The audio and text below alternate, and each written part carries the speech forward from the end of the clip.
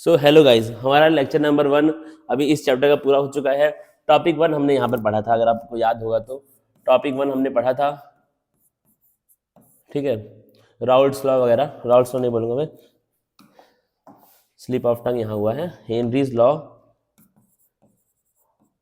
अभी तक हमने क्या किया, हेनरीज लॉ पढ़ा है और हमने कंसंट्रेशन टर्म्स जो भी आपके थे वो सब बेसिक टाइप्स ऑफ सॉल्यूशन वगैरह हमने जो भी वहाँ पर थी चीज़ें वो हमने यहाँ पर पढ़ ली है, ठीक है। अब इसका थोड़ा अगर मैं जगह खोजूँ इसको लगाने की तो देखते हैं, ठीक है। थोड़ा सा स्क्रीन पहले ब्लैक रखूंगा। तो अब हमको आज जो पढ़ना है वो क्या पढ़ना है, हमको राउल्ट्स लॉ पढ़ लेने हैं, बेसिक सब कुछ हमको आज जितनी भी चीजें राउल्ट्स लॉ के बारे में एनसीईआरटी में दी है वो हमको आज पढ़ना है, ठीक है। तो अगर मैं यहाँ पे हमारा टॉपिक लिखूँ, उसको हम लोग टॉपिक 1 बोल रहे हैं, ठीक है, बुक के हिसाब से। तो ये हमारा क्या हो जाएगा, टॉपिक 2 हो जाएगा। क्या क्या हमको आज पढ़ने टॉपिक्स आपके, राउल्ट्स लॉ को आज पूरा मार देंगे, खत्म कर देंगे। और दूसरा क्या हमको पढ़ने, एजियोट्रॉप्स पढ़ लेने हैं। ये दो चीजों को आज हमको पूरी तरीके से इनका दायंड कर देना है, ठीक है। अब देखते हैं, हम स्टार्ट करते हैं। ज़्यादा हमारे पास टाइम है भी नहीं और हमको टाइम वेस्ट करना भी नहीं चाहिए, ठीक है। एक बार मैं यहाँ पे अगर चेक कर लूँ कि मेरा ये बिल्कुल सही है, ठीक है। स्टार्ट करते हैं भाई, हमारा आज का टॉपिक बुक से ही पढ़ने वाले, क्या लिखा हुआ देखना। Raoult's law, ideal and non ideal solution, इसमें हमारे बेसिक आपके टॉपिक है। कॉन्सेप्ट्स कवर्ड कौन कौन से हैं आपके, राउल्ट्स लॉ है, आइडियल सॉल्यूशंस हो गया, नॉन आइडियल सॉल्यूशंस हो गया, और क्या हो गया था आपका एजियोट्रॉप्स। ऑलरेडी बात कर चुके हैं कौन कौन से टॉपिक्स हैं। रिवीजन नोट्स आपका देखो क्या होता है। Vapour pressure is the pressure exerted by vapours over a liquid at equilibrium state at constant temperature. मतलब क्या है, वेपर प्रेशर, उस प्रेशर को हम लोग बोलते हैं, देखना मेरी बात को सुनना ध्यान से।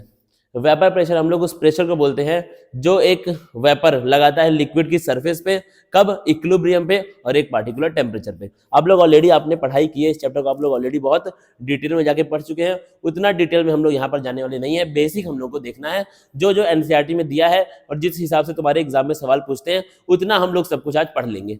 देखेंगे बड़े ध्यान से क्या लिखा है बुक के अंदर। तो क्या है, वेपर प्रेशर आपका डिपेंड करता है 2 पॉइंट्स पे। अगर ये इसको मैं थोड़ा सा जूम करते रहूंगा बीच बीच में, क्योंकि क्या है हमको यहाँ पे पढ़ना है बेसिक चीजें। तो क्या तुम्हारा वेपर प्रेशर डिपेंड करता है 2 फैक्टर्स पे। कौन कौन से फैक्टर से, पहला क्या आपका नेचर ऑफ द लिक्विड, मतलब लिक्विड आपका कैसा है, इस चीज पे भी वेपर प्रेशर डिपेंड करता है। देखना, liquids having intermolecular forces are volatile and possess high vapour pressure. मतलब क्या है, ऐसे लिक्विड्स जिसमें क्या हो, मॉलिक्यूल्स के बीच में इंटरमॉलिक्यूलर फोर्सेस आपकी प्रेजेंट है। ये लोग क्या होते हैं आपके, वोलेटाइल होते हैं, मतलब हवा में उड़ जाते हैं, हवा में वेपर में जल्दी चेंज हो जाते हैं। And they possess higher vapour pressure. अगला क्या है, temperature, vapour pressure of a liquid increases with increase.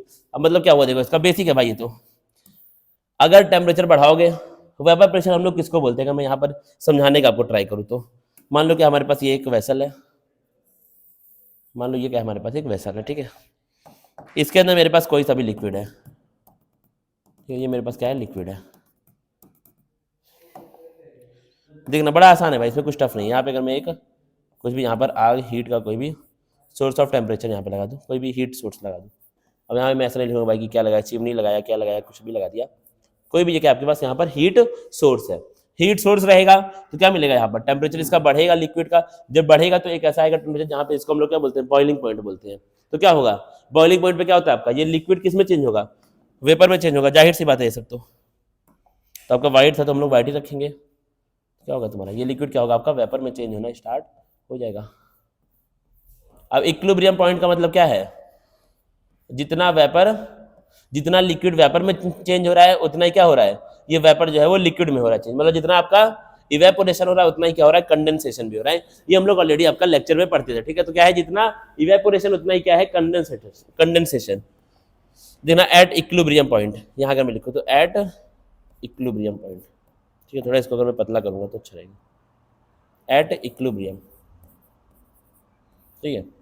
अब देखना, इसको ध्यान समझना। अब मैं क्या बोल रहा हूँ, इसमें टेम्परेचर बढ़ने के साथ साथ कैसे वेपर प्रेशर बढ़ रहा है वो हम लोग देख रहे हैं।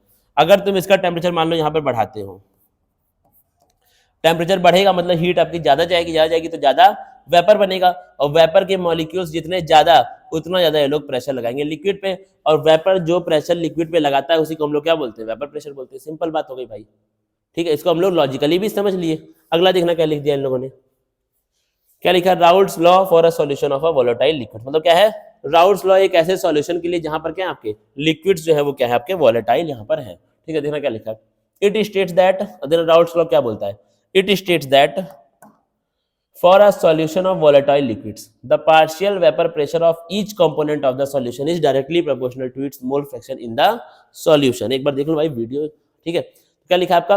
It states that for a solution of volatile liquids the partial vapour pressure of each component, मतलब क्या है, एक ऐसा सॉल्यूशन है जहां पर क्या है, दोनों के दोनों लिक्विड्स क्या है आपके वोलेटाइल है, मतलब दोनों क्या है, आप अगर टेम्परेचर दोगे तो दोनों वेपर में चेंज हो सकते हैं।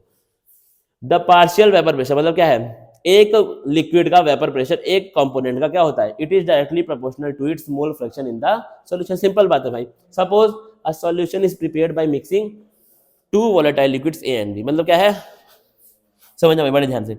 एक सॉल्यूशन हमने यहाँ पर बनाया है जिसमें क्या हमने दो वोलेटाइल लिक्विड्स को मिक्स किया, एक ए है और एक कौन है आपका बी है। Let chi A and chi B respectively be their mole fraction, मतलब क्या है, काई ए क्या है, mole fraction of A in the solution and mole fraction of B in the solution. समझना कैसे। And let P A and P B their partial vapour pressure respectively in the solution at a particular temperature. आप समझना Raoult's law के according क्या हो जाएगा, according to the Raoult's law P A is equal to P not A, chi A P not a मतलब क्या है, P not a का मतलब देना यहाँ पे, अगर नहीं लिखा है तो तुमको बता दूं, नहीं लिखा हुआ है, ठीक है, पी नॉट ए का मतलब देना।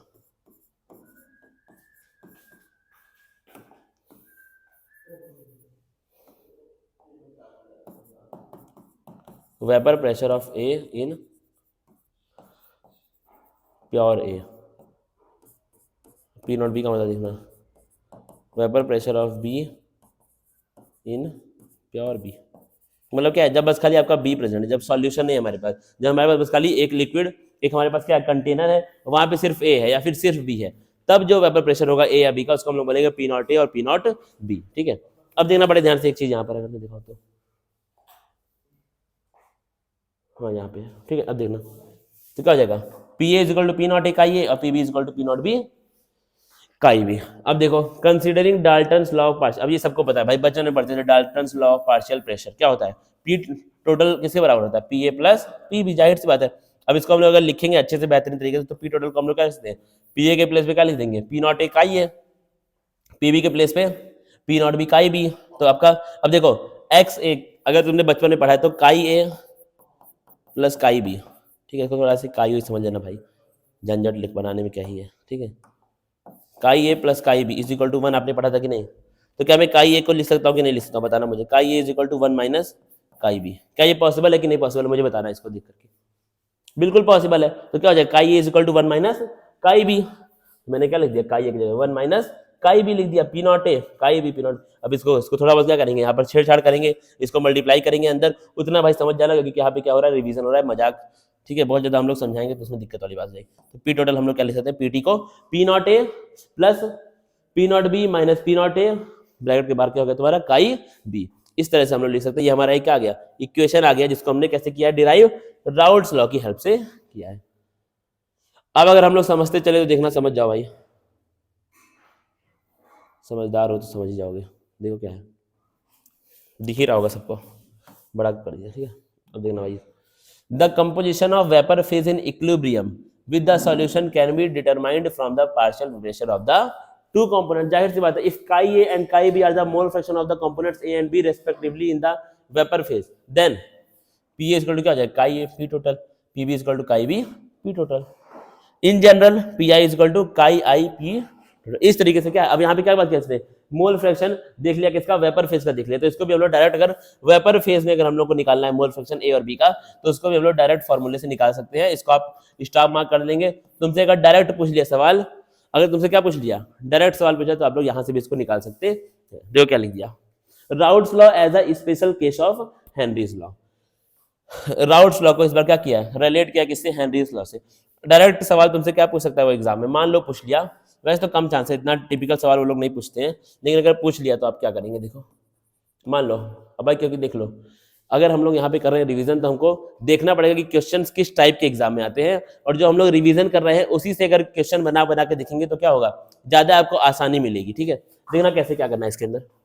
तुमसे पूछा वो सवाल कि हाउ, भाई अपना करेंगे कंटिन्यू लेक्चर, ठीक है, थोड़ा सा बीच में आ गया था काम, इसमें मुझे जाना पड़ा। क्या था हमारा, हाउ कैन वी, हाँ सवाल क्या क्या तुम्हारा, हाउ कैन वी रेलेट,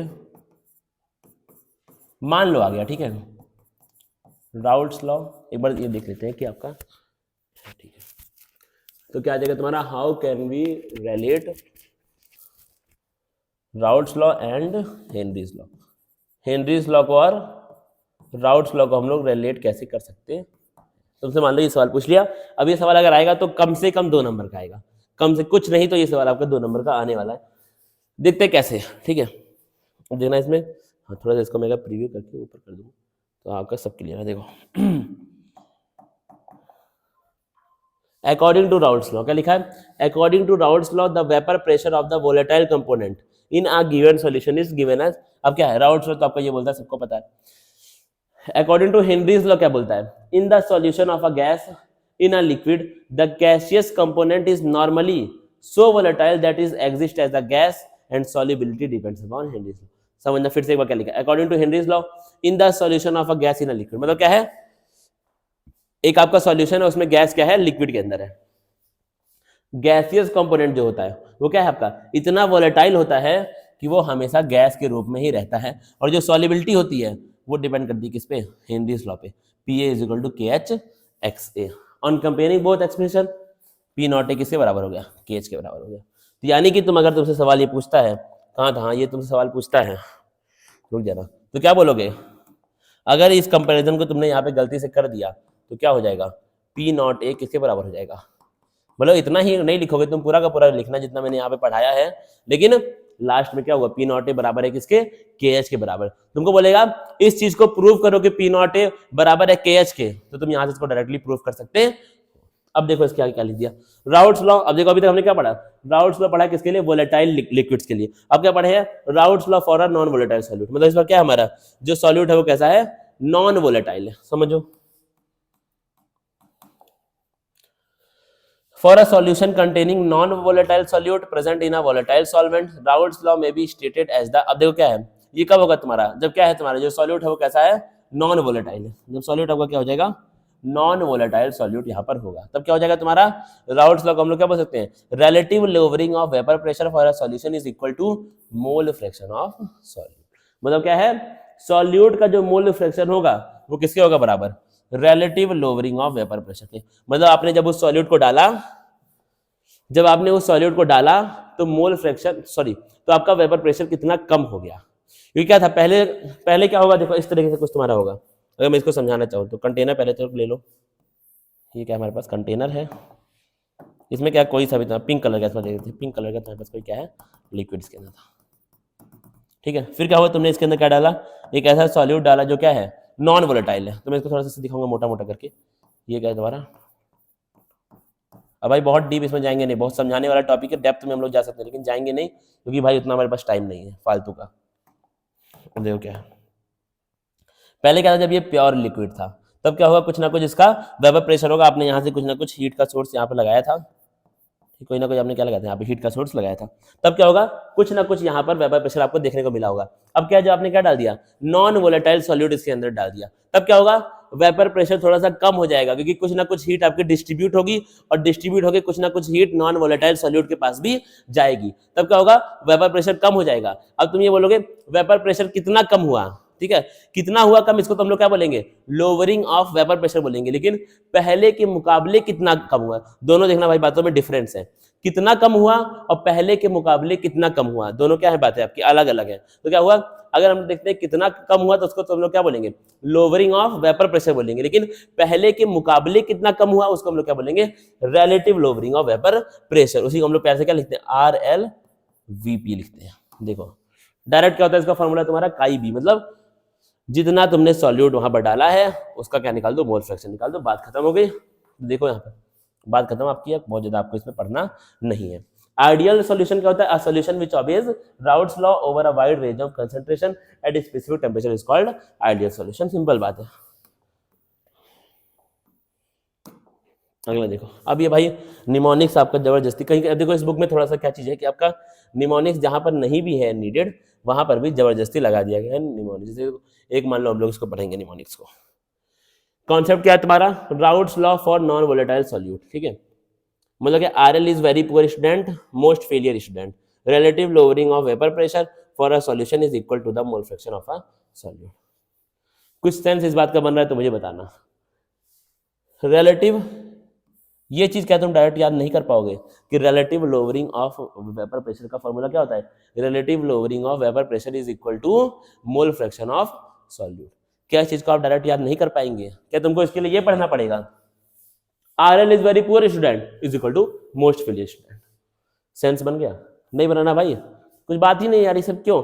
इसको जबरदस्ती लाया गया कि निमोनिक्स बच्चों की लाइफ में लाया जाए। अब पहले तो आप क्या करो, पहले तो आप इसको करो याद, निमोनिक्स, पहले हिस्ट्री को याद करो कि RL is very poor student is equal to most failure student, फिर उसके बाद इसको याद करो। कोई सेंस नहीं बनेगा भाई। तो क्या है, डायरेक्ट भी आप इसको पढ़ सकते हैं। तो क्या है, निमोनिक्स इन्होंने जानबूझ के कुछ लगा दिए यहाँ पर, उसका कुछ काम नहीं। अब देखो क्या है, कंडीशन देख लेना भाई। राउट्स लॉ को क्या करता है, ऑबे करता है कौन? Ideal solution P A equal to क्या होता है, P not A chi A, P B equal to P not B chi B. Delta H mix क्या होना चाहिए तुम्हारा? 0 होना चाहिए। डेल्टा वी मिक्स भी क्या होना चाहिए? 0 होना चाहिए। The force of attraction between A and B B is nearly equal to A B. अगर आइडियल सॉल्यूशन है तो ये सारी की सारी कंडीशंस वहां पर होनी चाहिए। तुमसे डायरेक्ट सवाल पूछेगा, state two difference between ideal and non ideal solution, लिख के आ जाना, नंबर मिल जाएगा। अगला देखो, अब ये भाई देख लेना, बहुत इंपॉर्टेंट है। आइडियल सॉल्यूशन के एग्जांपल्स आपको याद होने चाहिए। अगला देखो, non ideal solution, a solution which does not obey routes law for all the concentration is called, मतलब क्या है, जो राउट्स लॉ को बिल्कुल ओबे करे ही ना। Raoult's law is not obeyed, सही बात है। डेल्टा एच मिक्स नहीं बराबर होगा 0 के, डेल्टा वी मिक्स नहीं बराबर होगा 0 के। The force of attraction between A and B B is not equal to A B. Example आपको याद होने चाहिए, इंपॉर्टेंट एग्जाम्पल्स यहाँ पर होते हैं। अगला देखो, निमोनिक्स फिर डाल दिया इसके अंदर, क्या लिखा देखो, निमोनिक्स इजराइल, ये देखो इजराइल को लिया है निमोनिक्स में। Ideal solution obey Raoult's. अब ये देखो भाई, आइडियल सॉल्यूशन राउट्स लॉ को ओबे करते हैं। इस सेंटेंस, इस स्टेटमेंट को याद करने के लिए भी तुमको निमोनिक्स की नीड है। सोचो, आगे बढ़ जाते हैं। A non ideal solution can show, अब देखना क्या है, एक नॉन आइडियल सॉल्यूशन आपका, इट कैन शो इधर पॉजिटिव और negative deviation from Raoult's law. Positive deviation from Raoult's law देखते हैं भाई। तो क्या है, नॉन आइडियल सॉल्यूशन जो होता है, थोड़ा सा भाई इसमें मैं इसका मोटाई थिकनेस जिसको बोलते हैं, नॉन आइडियल सॉल्यूशन, ये आपकी दो तरह की डेविएशन शो कर सकता है। किससे? राउट्स लॉ से। ये क्या होता है तुम्हारा, पॉजिटिव डेविएशन, और ये क्या होता है आपका, नेगेटिव डेविएशन। पॉजिटिव और नेगेटिव डेविएशन। पॉजिटिव देखना पहले क्या होता है, in this type of deviation A B interaction are weaker than. A B interaction मतलब क्या है, जो दोनों मिक्स हुए हैं लिक्विड, उन लोगों का interaction is weaker than interaction between a, मतलब प्योर लिक्विड्स के बीच में जो इंटरेक्शन होता है उससे भी क्या होगा तुम्हारा, ए बी इंटरेक्शन होगा। सम एग्जांपल्स आपके ये आ गए, बस आपको बेसिक इतना ही भाई जानना है, ठीक है। अभी एक आज आपके, अभी एक इस तरह का मैंने लिया है सवाल यहाँ पर, तो उस सवाल से मैं तुमको और अच्छे से इसको समझा दूंगा कि आइडियल सॉल्यूशन क्या होते हैं और नॉन आइडियल क्या होते हैं, थोड़ा सा डेप्थ में जाकर, क्योंकि थोड़ी बहुत आपको इन डेप्थ नॉलेज इसकी आनी चाहिए, क्योंकि सवाल उसमें वो पूछता है। अगला क्या है तुम्हारा, negative deviation from Raoult's law, इसी का उल्टा हो जाएगा। क्या होगा, A B B are weaker than those A B and leads to decrease in vapour pressure. परेशान मत होना, मैं इसको एक बार समझाऊंगा तुमको अच्छे से, ठीक है। नॉन आइडियल और आइडियल, ये आपको ग्राफ तो तुमको डायरेक्ट इसको देखना है, ग्राफ में बहुत ज्यादा पढ़ना नहीं है, डायरेक्ट ग्राफ बनाने को आता है। क्या कर दो, नॉर्मल लाइन खींचो, पॉजिटिव में क्या कर दो, ऊपर कर दो, और नेगेटिव में क्या कर दो, नीचे कर दो, बात खत्म हो गई। अगला देखो,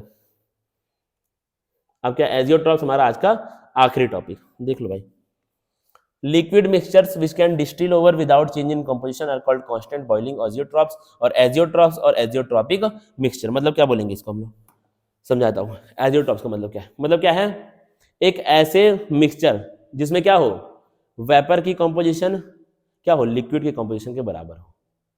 वेपर की कंपोजिशन क्या हो, लिक्विड की कंपोजिशन के बराबर, मतलब जितना अमाउंट वेपर का हो उतना ही क्या हो नीचे लिक्विड का भी, उसको हम लोग क्या बोलते हैं, सिंपल भाषा में उसको हम लोग क्या बोलते हैं, एजियोट्रॉप्स बोलते हैं। अब ये दो टाइप के होते हैं, देखो, मैक्सिमम बॉइलिंग एजियोट्रॉप्स और मिनिमम बॉइलिंग एजियोट्रॉप्स। पहले पढ़ेंगे मिनिमम, क्योंकि मैक्सिमम को भी हम लोग समझेंगे मिनिमम के ही द्वारा। देखना,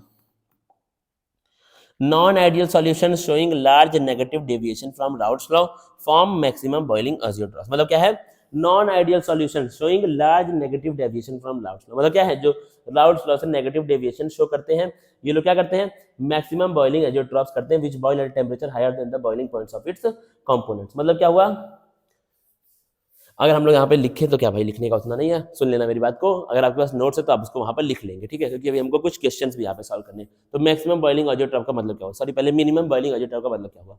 मतलब क्या हुआ, एक ऐसा मिक्सचर जहाँ पर क्या हो, वेपर की कंपोजिशन क्या हो, लिक्विड के कंपोजिशन के बराबर हो। अब क्या हो, ये जो वेपर की कंपोजिशन लिक्विड कंपोजिशन के बराबर हो रही है, ये कब हो जाए, दोनों जो तुम्हारे लिक्विड्स हैं उनके बॉइलिंग पॉइंट से कम टेम्परेचर, भाई ऐसा केस हो जाए, उसको तुम लोग क्या बोलेंगे, मिनिमम बॉइलिंग एजियोट्रॉप्स। अगर यही केस जो दोनों लिक्विड्स हैं, जो दोनों कंपोनेंट्स हैं, उनके बॉइलिंग पॉइंट से ज्यादा टेम्परेचर पे हो, तो उसको हम लोग क्या बोलेंगे, मैक्सिमम बॉइलिंग एजियोट्रॉप। सिर्फ इतना ही है भाई, इसको लिख लेना। एक बार फिर से मैं बोल दूं क्या, अगर हाँ करो तो मैं एक बार फिर से बोल दे रहा हूँ, हाँ किया भाई सबने तो मैं बोल दे रहा हूँ। मिनिमम बॉइलिंग एजियोट्रॉप का मतलब क्या है, पहले देखो एजियोट्रॉप का मतलब क्या है, ऐसे सॉल्यूशंस, ऐसा मिक्सचर जहां पे क्या हो, वेपर फेज की कंपोजिशन लिक्विड फेज के बराबर हो, बात खत्म हो गई। अब क्या हो, अगर ये कंपोजिशन बराबर, दोनों जो हमारे कंपोनेंट्स हैं लिक्विड्स के, उन दोनों के बॉइलिंग पॉइंट से कम टेम्परेचर पे जा रही है तो उसको बोलेंगे मिनिमम बॉइलिंग एजियोट्रॉप, ज्यादा पे जा रही है तो क्या बोलेंगे, मैक्सिमम बॉइलिंग एजियोट्रॉप। अब इसको कैसे लिखना है ये मैं आपके ऊपर छोड़ रहा हूँ, 12th क्लास के बच्चे, 1 महीने बोर्ड का एग्जाम है, खत्म हो गया भाई। एग्जाम्पल्स इंपॉर्टेंट है, याद कर लेना, सवाल आते हैं। अब कुछ भाई देखो मैं लेकर के आया हूँ सवाल आपके लिए। पिछला जो हमने क्लास की थी उसमें सवाल नहीं हो पाया था, लेकिन फिर मैंने देखा कि भाई केमिस्ट्री पढ़ रहे हैं तो सवाल भी साथ साथ में अगर होते रहेंगे तो आपका क्या होगा, फायदा कहीं ना कहीं होगा, तो इसलिए मैं इस बार सवाल भी ले आया हूँ साथ साथ में। तो देखना भाई सवाल कहाँ है, कहीं छुप तो नहीं गया सवाल, देखो अब देखना, ये देखो सवाल में लेकर के आया हूँ। क्या पूछा तुमसे, 2019 में पूछा, देखो a decrease in the temperature is observed on mixing ethanol and acetone. मतलब क्या है, जब तुमने एसीटोन में कौन डाल दिया, इथेनॉल को डाल दिया, तो क्या हुआ, टेम्परेचर तुम्हारा कम हो गया, बॉइलिंग जो भी आपका टेम्परेचर था वहां पे वो क्या हो चुका है, कम हो चुका है। देखो कैसे, अब इसको समझेंगे और यहीं से positive negative deviation, maximum boiling minimum सब समझ जाओगे। देखो कैसे, एक एग्जांपल से, यहाँ में हमारे पास क्या, एसीटोन, कैसीटोन, एसीटोन, कुछ टेम्परेचर होगा जिसपे क्या हो रहा होगा आपका, ये बॉइल हो रहा होगा, पीला कलर ही लेंगे, कुछ वेपर में चेंज हो रहा होगा और वेपर आपका यहाँ पर ऐसे बन रहा होगा, खत्म बात हो गई। इसमें क्या लिया तुम, दारू लिया, दारू मतलब इथेनॉल, इथाइल अल्कोहल। दारू का रंग क्या होता है, ब्राउन, चलो ब्राउन ही चलाएंगे, ठीक है। अब देखो हुआ क्या, डिक्रीज इन टेम्परेचर, क्या हुआ, टेम्परेचर यहाँ पर कम हो गया है। मतलब देखना कैसे, क्योंकि यहाँ पे हुआ क्या होगा, टेम्परेचर यहाँ पे कम हो गया तो यहाँ पे हुआ क्या होगा, जब तुमने इसमें क्या डाला, इथेनॉल डाला, इसमें पहले से कौन था, एसीटोन था, क्या हुआ, अब इथेनॉल और एसीटोन का आपस में क्या है, इंटरेक्शन नहीं हो पा रहा है। क्यों नहीं हो पा रहा है, देखना भाई समझना। इथेनॉल को मैं लिख रहा हूँ ईटी, एसीटोन को मैं लिख रहा हूँ एसी, ठीक है। पहले क्या होगा, इथेनॉल डाला तो इथेनॉल के मॉलिक्यूल्स के बीच में होगा अपना इंटरेक्शन ईटी ईटी, और एसीटोन के मॉलिक्यूल्स में होगा, ठीक है। अब तुमने क्या किया, एसीटोन एसीटोन यहाँ पर थे ही, तुमने उसमें इथेनॉल डाला।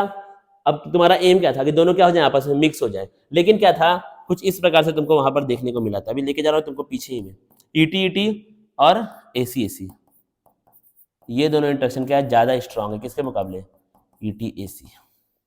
देखो बता रहा हूँ, पिछली बार क्या लिखा होता, ए बी बी ज्यादा है किससे,